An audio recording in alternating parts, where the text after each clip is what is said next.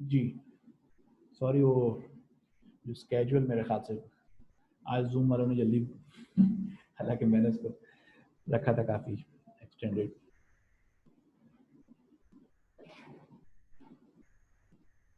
ठीक है, तो दोबारा मैं उस पर आ रहा हूँ जहाँ पर हम बात कर रहे थे।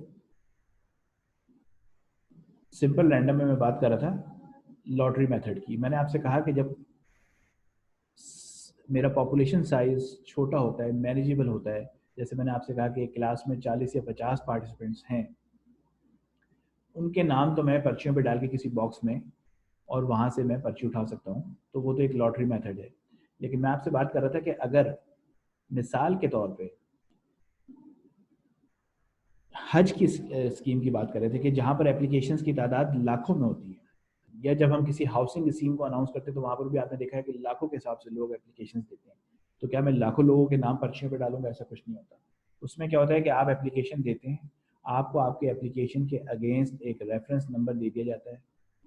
हज की बात करके देख लें, हज में क्या होता है, एप्लीकेशन जमा कराते हैं, एक रेफरेंस नंबर जनरेट होता है, आपको एक रेफरेंस नंबर दे दिया जाता है। उसके बाद उसकी एक बैलेटिंग होती है, आपने देखा हो तो, that is computerised generated method. ठीक है, एक कंप्यूटराइज जनरेटेड मेथड होता है जिसमें बैलेटिंग होती है, जो बिल्कुल ओपनली होती है, जो बिल्कुल ट्रांसपेरेंट होती है, और कंप्यूटर जो है वो रैंडमली नंबर पिक करके दे रहा होता है। दोनों की दोनों under the heading of simple random ही जाएंगी। अगर आपके पास पॉपुलेशन साइज छोटा हो तो आप सिंपल रैंडम परफॉर्म करते हैं with the help of lottery method, और अगर आपके पास पॉपुलेशन साइज बड़ा होता है तो आप जो परफॉर्म करते हैं वो होता है with the help of computer generated method. जो मैंने आपको दोनों बताए, lottery method and computer generated method. ये बात हो रही थी सिंपल रैंडम की। अब आगे मूव कीजिए, जो कि है सिस्टमैटिक। जैसे कि नाम से पता चल रहा है कि जी सिस्टमैटिकली, तो ये क्या है सिस्टमैटिक, ये भी समझ लीजिए। सिस्टमैटिक से मुराद होता है कि हम कहते हैं कि every third person, every fifth person, every six person will be going to include in my research. ये कैसे तय होता है कि जी हर पांचवा आदमी, हर आठवां आदमी, हर 10वां आदमी? हमने सिस्टमैटिकली चलना है, या हम कहते हैं हर पांचवा घर, या हर आठवां घर, या हर 10वां घर, या किसी अगर मार्केट में जा रहे हैं तो हर पांचवी दुकान, 10वीं दुकान? ये कैसे सेट होगा?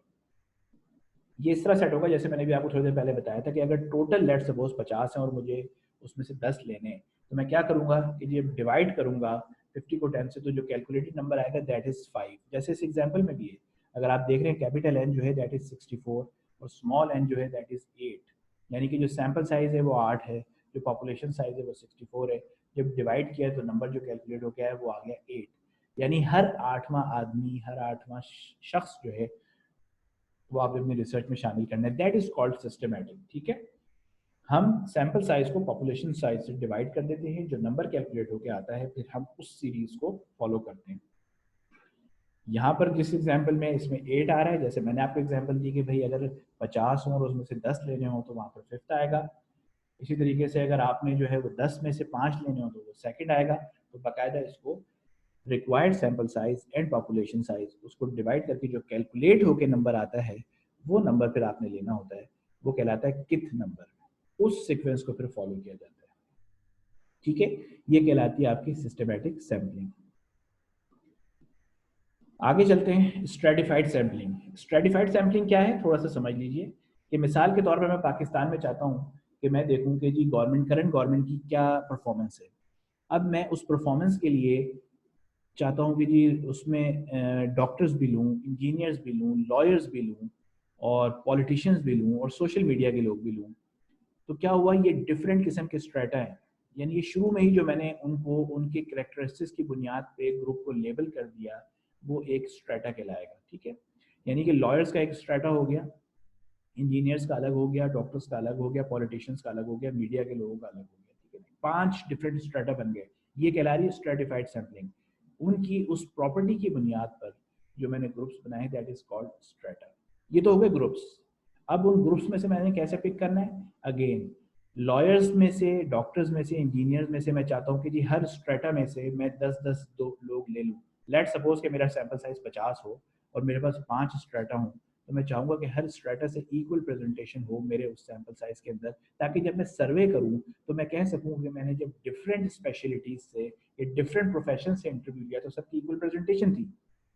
अब उस 50 में से 10 कैसे लेने, again with the help of simple random. अब अगर आप गौर करेंगे तो यहाँ पर दो सैम्पलिंग टेक्निक्स आ गई हैं, स्ट्रेटिफाइड जिसपे शुरू पे स्ट्रेटा बन गया, उसके बाद सिंपल रैंडम जिसमें से मैंने उस स्ट्रेटा में से रैंडमली लोग पिक किए। जब आप दो तरह की सैम्पलिंग टेक्निक अप्लाई करते हैं, that is called multi stage sampling, and you have to define the criteria कि जी हमने इसको मल्टी स्टेज सैम्पलिंग क्यों कहा। Stratified for strata and simple random, among the strata हमने अपना सैंपल पिक करना था ताकि इक्वल प्रेजेंटेशन हो, ठीक है, that is called stratified sampling. इसका एक पॉइंट बहुत इंपॉर्टेंट है, वो याद रखिएगा कि जब आप एक स्ट्रेटा में से किसी को ले लेते हैं तो वो दूसरे स्ट्रेटा के अंदर रिपीट नहीं होगा। मिसाल के तौर पे मैंने आपसे कहा कि मैं पॉलिटिशियन लेना चाह रहा हूँ और मैं कह रहा हूँ इस्लामिक स्कॉलर भी ले लूँ। अब कोई शख्स ऐसा हो जो at the same time politician भी हो और इस्लामिक स्कॉलर भी हो, तो ऐसा नहीं हो सकता कि मैं उसको पहले पॉलिटिशियन की कैटेगरी में डाल दूँ और फिर मैं उसको इस्लामिक स्कॉलर की कैटेगरी में डाल दूँ, ऐसा नहीं होगा। अगर मैंने उसको पॉलिटिशियन के स्ट्रेटा में डाल दिया है तो वो इस्लामिक स्कॉलर के स्ट्रेटा के अंदर मैं उसको रिपीट नहीं करता। तो स्ट्रेटा में इस चीज़ का ख्याल रखिएगा कि जो जिस पर्टिकुलर प्रॉपर्टी की बुनियाद पे एक दफ़ा एक स्ट्रेटा के अंदर आपने इंक्लूड कर लिया है, उसको आप दूसरे यानी कि दूसरे स्ट्रेटा में फिर उसका रेप्लिका नहीं कर सकते, उसकी रिपीटेशन नहीं कर सकेंगे। जैसे मैंने आपसे कह दिया कि बहुत सारे ऐसे पॉलिटिशियंस हैं जो इस्लामिक स्कॉलर्स भी हैं। अब अगर वो पॉलिटिशियन की कैटेगरी में तो फिर वो इस्लामिक स्कॉलर की कैटेगरी में नहीं आएंगे। तो stratified sampling it's a combination of, usually हमें दो सैम्पलिंग की जरूरत पड़ती है। स्ट्रेटिफाइड सैम्पलिंग पे तो हम लोग स्ट्रेटा डिफाइन करते हैं और उसके बाद हम उस स्ट्रेटा में से जो अपना सैंपल पिक करना होता है वो हम करते हैं with the help of simple random. तो collectively it is called multi stage sampling. आगे चलते हैं, that is called cluster sampling. Urdu में जो है इसका लफ्जी मतलब बनता है गुच्छा, बंच, गुच्छा जब हम इसे कहते हैं क्लस्टर कहते हैं, ठीक है जी। इसकी एप्लीकेबिलिटी क्या है, छोटी सी आप समझ लीजिए कि एक कॉलोनी में जाता हूँ और एक कॉलोनी में जो है वो डिफरेंट किस्म के ब्लॉक्स बने हुए हैं, अपार्टमेंट्स बने हुए हैं, A B C D E. अब मिसाल के तौर पे कि वहाँ पर 5 ब्लॉक्स हैं, मेरे पास अनअप्रोचेबल अनएक्सेसिबल है कि जी मैं हर जगह जाऊँ, हर बिल्डिंग में जाऊँ और हर बिल्डिंग में जाके पूछूँ और हर एक से इंटरव्यू लूँ, ये मेरे लिए मुश्किल है। तो वो जो 5 हो गए A B C D E, वो मेरे डिफरेंट क्लस्टर्स हो गए, A B C D E जो है वो मेरे 5 क्लस्टर्स हो गए। अब उन क्लस्टर्स में से मैं रैंडमली कोई एक क्लस्टर पिक कर लूंगा। मिसाल के तौर पे 5 पर्चियां डाल दी आपने A B C D E की, उसमें से एक पर्ची पिक की और पता चला कि जी वो सी की आ गई। तो अब मैं जो सी ब्लॉक होगा, जो सी में जितने भी अपार्टमेंट्स होंगे, उन तमाम अपार्टमेंट्स के तमाम लोगों से मुझे इंटरव्यू लेना पड़ेगा। ये जहन में रख लें कि क्लस्टर आपको ये आसानी तो दे रहा है कि जाके 5 ब्लॉक्स में ना पढ़ें, कोई एक ब्लॉक पे पढ़ लें, ये तो वो आपको आसानी दे रहा है, लेकिन फिर उस ब्लॉक को आपको कंप्लीटली पढ़ना पड़ेगा। That is called cluster sampling, ठीक है। तो जनाब प्रोबेबिलिटी के अंदर जो मैंने आपको बताया वो 4 टाइप्स थी, simple random, systematic, stratified and cluster. Simple में मैंने आपको बता दिया lottery method, computer generated method use कर सकते हैं। सिस्टमैटिक पहले से ही हम पॉपुलेशन साइज और सैंपल साइज को डिवाइड करके एक नंबर कैलकुलेट होकर आता है, फिर उस सीक्वेंस को फॉलो किया जाता है। स्ट्रेटिफाइड पर्टिकुलर प्रॉपर्टी की बुनियाद पर आप एक ग्रुप बनाते हैं, डिफरेंट ग्रुप्स बनाते हैं और फिर हर ग्रुप में से इक्वल सैंपल पिक करते हैं ताकि आपका जब सैंपल आए सामने उसमें हर स्ट्रेटा की इक्वल प्रेजेंटेशन हो रही हो। क्लस्टर अनअप्रोचेबल अनएक्सेसिबल पॉपुलेशन है। आप डिफरेंट क्लस्टर्स में से कोई एक क्लस्टर रैंडमली पिक करेंगे, लेकिन फिर उस क्लस्टर को पूरा का पूरा आपको अपनी स्टडी के अंदर पढ़ना पड़ेगा। That is called probability sampling. Probability sampling की बेसिक रिक्वायरमेंट दोबारा से बता रहा हूँ, जहाँ पर फ्रेमवर्क पता होता है, जहाँ पर आपको टोटल पता होता है, जहाँ पर आपको पॉपुलेशन पता होती है, जहाँ बाउंड्री लाइन पता होती है, क्योंकि हम कहते हैं हमने हर एक को इक्वल चांस दिया। ये जो वर्ड हर एक है उसके लिए टोटल का पता होना जरूरी है। अब आ जाए नॉन प्रोबेबिलिटी पे। अब ज़रा समझ लीजिए कि जो हम ज़्यादातर क्लिनिकल प्रैक्टिस में करते हैं, जो एज ए क्लिनिकल प्रैक्टिशनर्स हम लोग कर रहे होते हैं, वो नॉन प्रोबेबिलिटी सैम्पलिंग होती है। वो इसलिए कि हम ओपीडी में बैठ के पेशेंट आता है हमारे पास, हम उसको एनरोल करते हैं, हमें तो नहीं पता कि पॉपुलेशन कितनी है, हमने तो जाके पॉपुलेशन में नहीं कहा कि भाई आइए हम रिसर्च करें, हमारी रिसर्च में शामिल हुई। तो ज़्यादातर जो हमारी क्लिनिकल प्रैक्टिस के अंदर सैम्पलिंग टेक्निक यूज होती है, that is called non probability sampling. नाम से पता चल रहा है हर एक को इक्वल चांस नहीं देना, ना देना, वो दे भी नहीं सकते हैं, ठीक है। अब अमंग नॉन प्रोबेबिलिटी 3 है, कंसेक्यूटिव, कन्वीनियंस एंड पर्पसिव।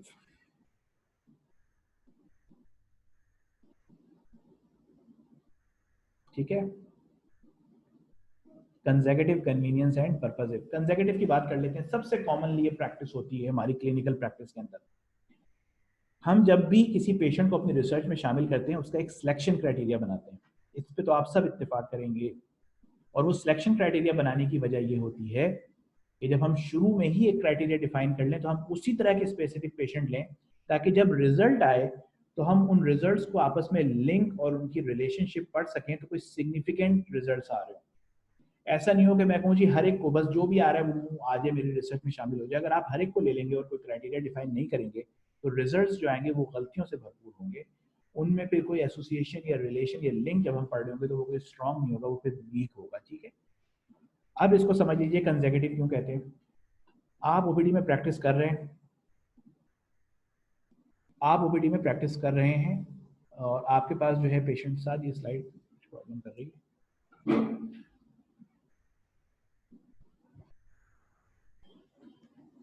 ठीक है, ये चलिए कंसेक्यूटिव सुन लीजिए कि हम जब आप ओपीडी में प्रैक्टिस कर रहे होते हैं आपके पास हर तरह के पेशेंट आता है। आप हर तरह के पेशेंट में से सिर्फ उस पेशेंट को अपने रिसर्च में शामिल करते हैं जो आपके सिलेक्शन क्राइटेरिया से मैच करता है। अब आप यहाँ क्या कहते हैं कि जी वो पेशेंट, मैं ओपीडी में बैठा हुआ, मैं प्रैक्टिस कर रहा हूँ, जाहिर सी बात है कि मुझे क्लिनिकल प्रैक्टिस के साथ साथ रिसर्च करनी है। ऐसा नहीं हो सकता कि मैं अपनी क्लिनिकल प्रैक्टिस को फुल स्टॉप लगा दूं और सिर्फ रिसर्च करूं। इस तरह तो आपको हॉस्पिटल भी सपोर्ट नहीं करेगा, आपको सुपरवाइजर भी सपोर्ट नहीं करेगा, कोई भी सपोर्ट नहीं करेगा कि जी आप एज ए क्लिनिशियन है तो अपनी क्लिनिकल रिस्पॉन्सिबिलिटीज को पहले पूरा करें। तो मैं कहता हूँ जी मैं अपने क्लिनिकल वर्क के साथ साथ अपनी रिसर्च को पूरा कर रहा हूँ। ओपीडी में जिस तरह के भी पेशेंट आ रहे हैं मैं देख सबको रहा हूँ, लेकिन उसमें से जो मेरे सिलेक्शन क्राइटेरिया से मैच कर रहे हैं मैं सिर्फ उनको अपने रिसर्च में शामिल कर रहा हूँ, और जो मेरे सिलेक्शन क्राइटेरिया से मैच नहीं करते उनको मैं क्लिनिकली ट्रीट करता हूँ। That is called consecutive. Consecutively हर उस पेशेंट का आपकी रिसर्च में शामिल हो जाना जो आपके सिलेक्शन क्राइटेरिया से मैच करता है, दैट इज कॉल्ड कंसेक्यूटिव, जो सबसे ज्यादा कॉमनली प्रैक्टिस होती है क्लिनिकल प्रैक्टिस में। ठीक है। सेकंड जो है कन्वीनियंस है। कन्वीनियंस मैंने वही कहा जैसे मेरी आसानी। मैंने भी आपसे कहा कि मैं कहूँ जी मेरा सैंपल साइज 100 है, हाँ जी जो भी आज 100 पेशेंट पहले आएंगे मैं उनको अपनी रिसर्च में शामिल कर लूँगा। अब जो भी पहले 100 पेशेंट मैं अपनी रिसर्च में शामिल कर लूँगा, हो सकता है कि उसमें बच्चे ज़्यादा आ जाएँ, बूढ़े ज़्यादा आ जाएँ, फीमेल ज़्यादा आ जाएँ। जब मैंने शुरू में ही कोई क्राइटेरिया डिफाइन नहीं किया और मैंने सिर्फ ये कहा कि जी जो भी मेरी आसानी पे आज जो भी 100 पेशेंट पहले आ गए बस मेरा सैंपल साइज पूरा हो गया, तो इसका मतलब है कि मैं अपनी स्टडी कर तो रहा हूँ अपनी आसानी की बुनियाद पर, लेकिन जो रिजल्ट्स आएंगे वो बायसेस और गलतियों से भरपूर होंगे। तो कन्वीनियंस सैम्पलिंग की एज सच क्लिनिकल जो रिसर्च होती है उसमें इतनी इंपॉर्टेंस नहीं है। ये रिसर्च वो कर सकते हैं, ये सैम्पलिंग टेक्निक वो कर सकते हैं, जैसे आपने देखा है कि अक्सर हमारे मीडिया के लोग जो है वो माइक उठा के फिर रहे होते हैं, रोड पे जाते हैं, लोगों से इंटरव्यू करते हैं, सवाल पूछते हैं, आगे बढ़ जाते हैं। उनको उससे कोई ताल्लुक नहीं है कि उसका बैकग्राउंड क्या है, उनको उससे कोई ताल्लुक नहीं है उसकी एजुकेशन क्या है, उसको बस क्या ताल्लुक है कि आज मुझे 50-60 लोगों का इंटरव्यू करना है, तो जो भी पहले 50-60 लोग मुझे नजर आ जाए मेरी कन्वीनियंस पे, मेरी आसानी पे, मैं अपनी रिसर्च को पूरा कर लूँ, that is called convenience sampling. ये भी क्लिनिकल प्रैक्टिस में नहीं ज़्यादा इसको अहमियत दी गई, और मैं भी आप लोगों को सजेस्ट करूंगा कि इस सैम्पलिंग की तरफ ना जाएं। कन्वीनियंस ये हो सकती है कि आप कहें कि मेरी क्लास में 50 लोग हैं मैं सबको शामिल कर रहा हूँ, अच्छा भाई ठीक है सबको शामिल कर रहा हूँ, फिर ठीक है कन्वीनियंस है आप आसानी से कर लीजिए। ठीक है। या मेरे पास जो रिकॉर्ड मौजूद है हॉस्पिटल में वो सिर्फ है ही 100 लोगों का, मैं 100 के 100 लोगों का रिकॉर्ड शामिल कर रहा हूँ, दैट इज कन्वीनियंस। ठीक है। तो कन्वीनियंस की इतनी अहमियत नहीं है। आपको क्लिनिकल प्रैक्टिस में among non probability among non probability sampling consecutive सबसे ज़्यादा आपको मैं एडवाइस करूंगा, सबसे ज़्यादा प्रैक्टिस होनी चाहिए, जिसमें बायसनेस के चांसेस बहुत कम होते हैं। अमंग नॉन प्रोबेबिलिटी कंसेक्यूटिव सबसे ज़्यादा स्ट्रॉन्ग है। Among probability sampling simple random सबसे ज़्यादा स्ट्रॉन्ग है। अमंग प्रोबेबिलिटी सिंपल रैंडम को सबसे ज़्यादा अहमियत दी गई है, अमंग नॉन प्रोबेबिलिटी कंसेक्यूटिव को सबसे ज़्यादा अहमियत दी गई है। पर्पसिव पे आ जाइए। पर्पसिव क्या है इसको थोड़ा सा समझ लीजिए ताकि आपको आइडिया हो जाए कि जी पर्पसिव क्या होती है। मिसाल के तौर पे आप लोग तो क्लिनिशियन है, अगर मेरे जो पार्टिसिपेंट सुन रहे हैं, मतलब एक क्लिनिशियन जो है और वो हो साइकेट्री का या वो हो मेडिसिन का, तो मेडिसिन का बंदा अपने ही यूनिट में काम करते हुए जो मेडिसिन से रिलेटेड पेशेंट्स आ रहे हैं उनको देखेगा, उनको एनरोल करेगा, उसी में से कोई चीज़ पढ़ेगा, उसी पे रिसर्च करेगा। साइकेट्री वाला अपने स्पेशलिटी में जो उसके पास पेशेंट्स आ रहे हैं उन्हीं को लेकर उन पर रिसर्च करेगा। ऐसा ही होता है हमारी कॉमन रिसर्च के अंदर। ऐसा नहीं हो सकता कि मेडिसिन वाला कहे नहीं जी मैं तो डिप्रेशन या डिप्रेशन रिलेटेड चीजें नहीं थी, मैं तो साइकेट्री वाला काम करना है। अब क्या हो रहा है, कर सकता है, अगर वो इस तरह करना चाह रहा है तो वो क्या करेगा कि अपनी मेडिसिन में नहीं, साइकेट्री की वार्ड में जाकर वहां से पेशेंट को एनरोल करेगा। इसका मतलब ये है कि मेडिसिन के बंदे को नॉर्मल रूटीन में उस तरह के पेशेंट देखने नहीं थे, लेकिन वो एक पर्पस के लिए, जिसमें उसकी रिसर्च का इंटरेस्ट है, वो एक पर्पस के लिए साइकेट्री वार्ड में गया, वहां से जाके पेशेंट एनरोल किए, उनको लेकर उनको फिर पढ़ना शुरू किया। इसका मतलब है कि उसने अपने डोमेन से हटकर दूसरे डोमेन के जो पेशेंट देखे हैं वो एक पर्पस के तहत देखे हैं, नॉर्मल रूटीन में नॉर्मल प्रैक्टिस में नहीं देखता था। That is called purposive. यानी जब आप रूटीन में उस तरह के पेशेंट्स ना देख रहे हैं, आपके डेली बेसिस में पेशेंट्स इनकाउंटर नहीं हो रहा है, आप किसी दूसरी स्पेशलिटी में जाकर वहां से पेशेंट एनरोल करके उन पर रिसर्च करना चाह रहे हैं, दैट इज कॉल्ड पर्पसिव।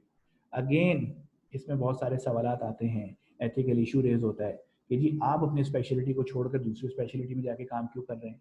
आप तो क्लिनिशियन थे, आपकी रिस्पॉन्सिबिलिटी थी कि आप अपनी क्लिनिकल काम को अहमियत देते। Along with your clinical practice आपको कहा गया कि रिसर्च पूरी करें, ये नहीं कहा कि आप अपनी क्लिनिकल प्रैक्टिस छोड़कर किसी दूसरी स्पेशलिटी में काम करें, वो दूसरी स्पेशलिटी का बंदा काम कर लेगा। तो among purposive convenience the most strongest and reliable is consecutive, and among probability sampling the most strong जो कंसिडर की जाती है दैट इज सिंपल रैंडम। ठीक है, तो सैम्पलिंग के हवाले से यही आप लोगों को बताना था। एक और अक्सर और बेशतर कभी आप लोगों ने सुना हो, वो कहा कहलाती है स्नोबॉल। स्नोबॉल सैम्पलिंग क्या है, मैं छोटी सी एग्जांपल दे देता हूँ आपको। जैसे हमारे पास अगर HIV के पेशेंट्स हों, तो ये ऐसे नहीं है कि जो कॉमनली फिर रहे होते हैं, ठीक है, या वो लोग जो IV ड्रग लेते हों, ड्रग एब्यूज करते हों, IV ड्रग लेते हों, जो नशा लेने की आदत होती है, उनको में क्या करते हैं हम कि एक के पास जाते हैं और एक से फिर हम कहते हैं कि हमें वो फर्दर अपनी चेन में लेके जाए और लोगों से मिलवाए। That is called snowball. यानी आप एक को अप्रोच करते हैं, फिर वो आपका लिंक बनवाता है दूसरों से, अपनी ही कि जी इस तरह का दूसरा बंदा कहाँ मिलेगा, इस तरह का तीसरा बंदा कहाँ मिलेगा, ठीक है, ये कहलाती है आपकी स्नोबॉल। तो ये different types of sampling technique है। अगर आप लोग क्लिनिकल प्रैक्टिस में हैं, जैसे कि ज़्यादातर जो मेरे लेक्चर फॉलो कर रहे होते हैं वो क्लिनिशियंस होते हैं, तो क्लिनिकल प्रैक्टिस में ज़्यादातर जो प्रैक्टिस होगी that is non probability consecutive. और अगर आप में से कोई ऐसा है जो किसी स्कूल में, कॉलेज में, यूनिवर्सिटी में जाकर रिसर्च कर रहा है, तो वहाँ पर जो उसको मैं कहूँगा कि सजेस्ट करूँगा वो यूज़ होगी सिंपल रैंडम। सबसे ज़्यादा रिलायबल जो है वो सिंपल रैंडम होगी वहाँ पर।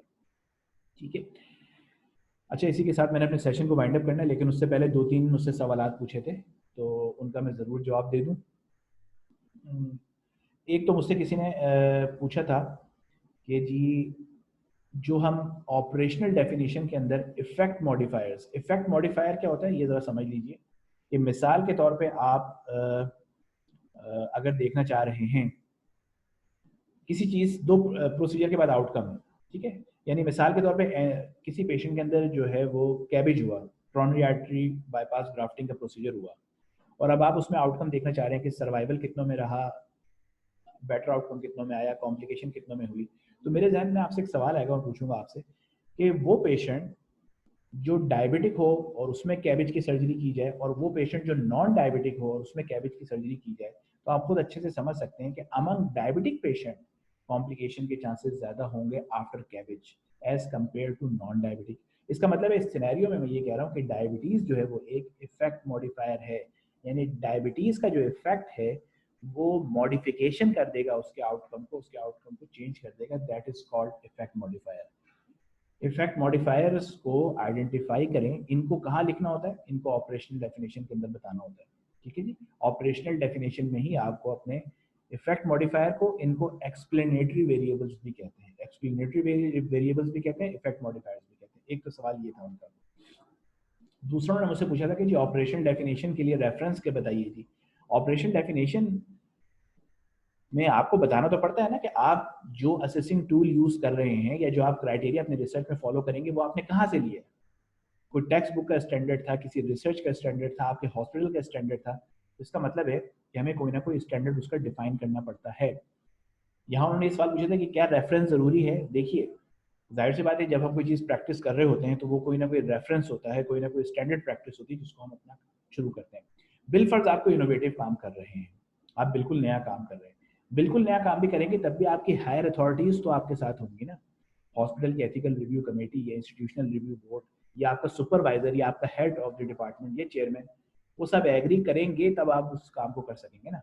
ऐसा तो नहीं हो सकता कि ऑपरेशन डेफिनेशन में अपनी मर्जी से कोई भी सेट कर लूँ, रिसर्चर अपनी आसानी को देखकर। नो, रेफरेंस के साथ कर रहे हैं तो बहुत अच्छी बात है, उसका रेफरेंस दीजिए। कोई बहुत इनोवेटिव काम कर रहे हैं, कोई मॉडिफिकेशन कर रहे हैं, तब भी आपकी जो कॉम्पिटेंट अथॉरिटीज़ हैं उनकी तरफ से उस पर अप्रूवल होना ज़रूरी है। ये रिसर्चर की अपनी आसानी नहीं होती कि वो जो भी चाहे ऑपरेशन डेफिनेशन में डिफाइन कर ले। तीसरा उन्होंने सवाल पूछा था कि जी कन्फाउंडिंग या कन्फाउंडर किसे कहते हैं। मैं आपको छोटी सी मिसाल से समझा देता हूँ। जब आप दो चीज़ों के दरमियान एसोसिएशन या ताल्लुक या रिलेशन पढ़ना चाह रहे हों, मिसाल के तौर पे आप कहते हैं कि जी मुझे डायबिटीज़ के साथ करोनरी हार्ट डिजीज़ का एसोसिएशन देखना है, डायबिटीज़ के साथ करोनरी हार्ट डिजीज़ का एसोसिएशन देखना है, तो वहाँ पर जो ओबेसिटी है, देखिए डायबिटीज़ का ताल्लुक ओबेसिटी से भी बन रहा है और करोनरी हार्ट डिजीज़ का ताल्लुक ओबेसिटी से भी बन रहा है। इसका मतलब है मैं जब दो चीज़ों के दरमियान ताल्लुक पढ़ने की कोशिश करता हूँ, वहाँ पर एक ऐसा तीसरा फैक्टर जिसके अंदर ये सलाहियत होती है कि वो दोनों के साथ ताल्लुक बनाता है, दोनों के साथ। अगर आप गौर करेंगे तो उसका ताल्लुक डायबिटीज़ से भी है और उसका ताल्लुक करोनरी हार्ट डिजीज़ से भी है, ओबेसिटी का। ओबेसिटी का एक एसोसिएशन डायबिटीज़ से भी और करोनरी हार्ट डिजीज़ से भी है। इसका मतलब है वो चीज़ जो बाईलैटरल इफेक्ट देती है, ऐसा थर्ड फैक्टर जो बाईलैटरल इफेक्ट देता है आपके एक्सपोजर आउटकम डायबिटीज और करोनरी हार्ट डिजीज, जो बाईलैटरल इफेक्ट देने की सलाहियत रखता है उसको कहा जाता है कंपाउंडर। जो यूनिलैटरल इफेक्ट देता है, मतलब अगर मैं इसी सिनेरियो में स्मोकिंग को ले आऊँ तो स्मोकिंग का ताल्लुक करोनरी हार्ट डिजीज से तो बन जाएगा, लेकिन स्मोकिंग का ताल्लुक डायबिटीज से नहीं बन पाएगा। तो आप कहेंगे कि ये बाईलैटरल इफेक्ट नहीं है, ये यूनिलैटरल इफेक्ट है। तो जो चीज़ यूनिलैटरल इफेक्ट दे रही होती है that is called effect modifier, जो बाईलैटरल इफेक्ट देती है that is called confounder. Operation definition में आपको बता चुका हूँ कि जाहिर सी बात है कि अगर आप कोई स्टैंडर्ड फॉलो कर रहे हैं तो रेफरेंस दीजिए, अगर आप कोई बहुत इनोवेटिव काम कर रहे हैं फिर आपको आपकी कॉम्पिटेंट अथॉरिटीज से, आपके सुपरवाइजर से, आपके हेड ऑफ द डिपार्टमेंट से भी जाहिर सी बात है उसकी एक्सेप्टेबिलिटी और उसकी वैलिडिटी लेनी पड़ेगी। और वैलिडिटी चेक करने के लिए हमारे पास डिफरेंट जो बहुत कॉमन यूज़ होता है that is Cronbach alpha test जो है हम यूज़ करते हैं वैलिडिटी ऑफ टूल के लिए, वैलिडिटी ऑफ किसी भी जिसको हम चेंज करते हैं, मॉडिफाई करके यूज़ करते हैं। ठीक है, तो आज के लिए मैं अपने लेक्चर को यहाँ पर जो है वो ख़त्म करता हूँ। होपफुली जो मैंने आप लोगों से शेयर किया हो उसमें थोड़ा बहुत कुछ ना कुछ आप लोगों को जो है समझ आ गया हो। इंशाल्लाह ताला नेक्स्ट 2 से 3 दिन के अंदर मैं फिर अपने नए लेक्चर की डेट भी देता हूँ, क्योंकि अब तो रमज़ान का महीना भी सामने, फिर टाइमिंग भी उस हिसाब से रखेंगे ताकि हमारे जो है वो मैक्सिमम पार्टिसिपेंट्स उसमें शामिल हो सकें। अपना और अपने घर वालों का बहुत ख्याल रखिए। शुक्रिया। अल्लाह हाफिज़।